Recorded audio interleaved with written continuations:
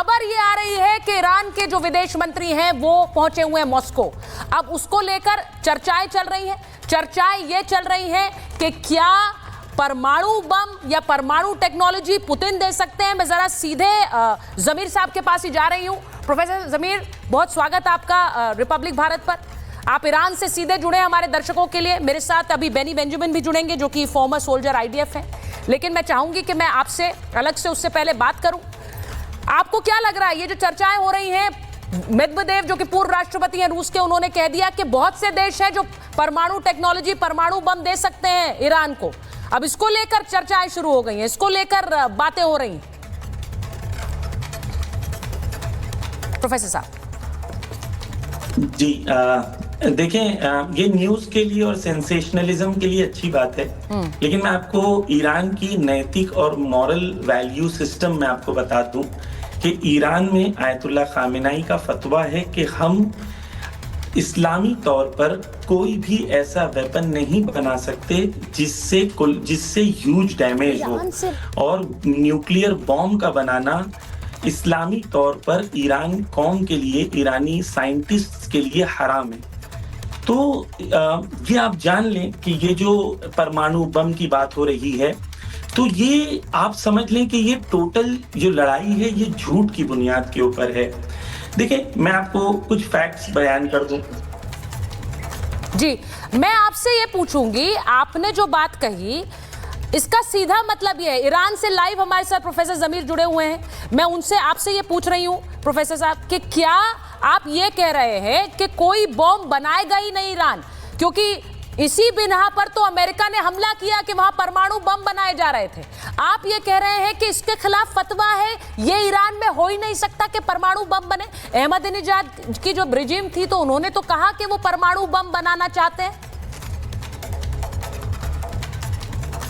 Professor जमीर,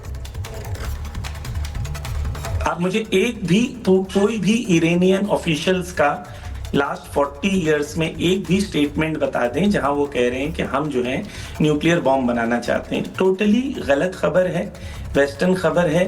और मैं आपको ये बता दूं, जो IAEA के चीफ अभी हैं ग्रॉसी जी, उनका 3 दिन पहले इकोनॉमिक टाइम्स में एक इंटरव्यू छपा है जिन्होंने खुल के कहा है कि ईरान के पास न्यूक्लियर बॉम्ब बना रहा है, हमारे पास ऐसे कोई भी प्रूफ नहीं है। ये IAEA के चीफ कह रहे हैं। आपको मैं कुछ फैक्ट्स बयान करता हूं ताकि आप एक हिस्ट्री आपके व्यूअर्स समझें कि ईरान ने NPT साइन किया है। ठीक है, NPT वो एक ट्रीटी होती है जहां पर आप पूरी दुनिया को इजाजत देते हैं कि आपकी कंट्री में आए और इंस्पेक्शन करे।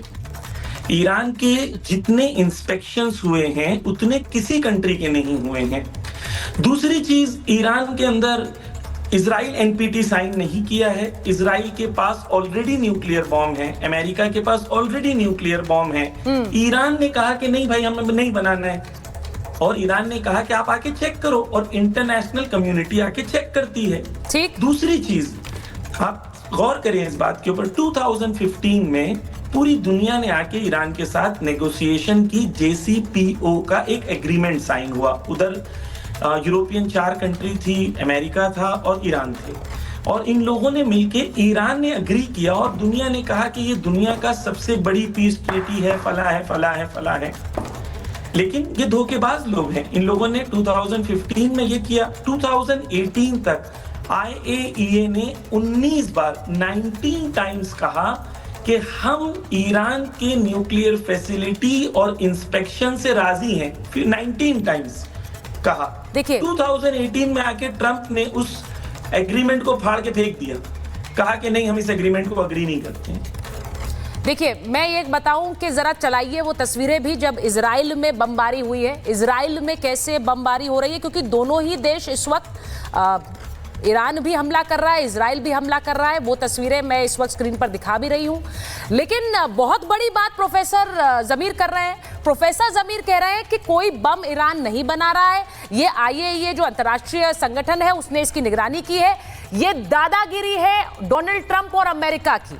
अब मैं एक बार जरा बेनी साहब आपके पास जा रही हूं, क्योंकि रूस के राष्ट्रपति ने एक बड़ा बयान दिया। मैं पहले जरा वो खबर चला देती हूं। राष्ट्रपति पुतिन और ईरानी विदेश मंत्री में मुलाकात की है। और मुलाकात के बाद व्लादिमीर पुतिन ने क्या कहा है?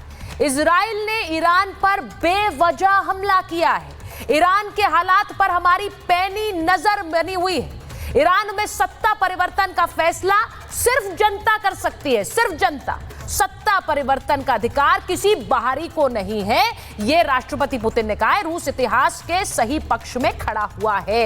अब देखिए, जो बात प्रोफेसर जमीर ने कही, मैं वही सवाल लेकर बेनी साहब के पास जा रही हूं।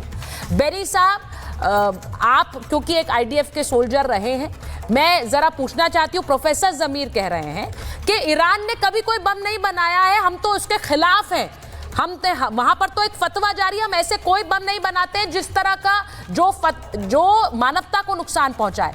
और इजराइल के पास तो पहले से परमाणु बम है, वो जग जाहिर नहीं करता है। बेनी साहब जरा बताइए। जो रिजीम अपने खुद के पब्लिक को झूठ बोल सकता है, सिर्फ बेनी साहब को, जो अपने पब्लिक को झूठ बोलता सकता है, तो हम लोग कौन है? एंड हम लोग तो प्रूफ करके बताए हैं। Not only I proved, not me, sorry, the Israeli thing is proved. America ने प्रूव किया है। वो आई से इसे बोलते हैं ना, वो उसको बोल रहे क्या उन्होंने बताया कि उन लोग के पास बम नहीं था। उन लोग ने तो यूएन में जाके बोला कि they are almost to the atom bomb. तो ये सब झूठ है। और जो अब्बास अपने बोल रहे हैं वो सब सच है। मैं नहीं जानता हूँ, रियली सच जानता नहीं मैं हूँ। But I can tell you one thing, ये जो वॉर हो रही है वो खाली पीली तो नहीं हो रही है। हम लोग को क्या, we are sitting, all our public is sitting in shelters today. This is not for us, we are not doing because we want to do. उन लोग की पब्लिक इधर नहीं है, शेल्टर्स में नहीं है। नॉट ओनली नॉन शेल्टर्स, उन लोग के पब्लिक को हमला होता ही नहीं हमारे तरफ से। तो means I don't know what बोल रहे कि सब झूठ बोल रहे हैं और ये खाली ईरान सच बोल रहा है। तो इतना ईरान सच बोल रहा है तो why the western world is all with us now and telling that Iran is supposed to sit on a negotiation table. Friday तक नेगोशिएशन टेबल पर बैठने को तैयार नहीं था। They want that we will not give up. So क्या, I mean, what they want exactly, I don't know. Beni साहब, मैं एक चीज पूछूंगी आपसे, क्योंकि हम तो ये दिखाना चाह रहे हैं कि दुनिया के अलग अलग मोर्चों पर क्या हो रहा है। आप एक लड़ाई लड़ रहे हैं और ये सवाल मैंने पहले भी पूछा है कई मेहमानों से जो जुड़ते हैं हमारे साथ, कि यहाँ पर एक अस्तित्व और एक वजूद की लड़ाई है। वो लड़ाई इजराइल लड़ रहा है। इजराइल, आप लोग बार बार जो ये बात कहते हैं, इस वक्त रूस के राष्ट्रपति का जो एक हस्तक्षेप हुआ है, ये एकदम से ईरान के मंत्री का वहां जाना, पुतिन से मिलना, और पुतिन कह रहे हैं कि ये एक बहुत खतरनाक लड़ाई छेड़ दी है। आप लोग रूस के रोल को कैसे देख रहे हैं इसमें? क्योंकि अगर रूस इसमें शामिल होता है तो ये बहुत बड़ी एक लड़ाई हो जाएगी।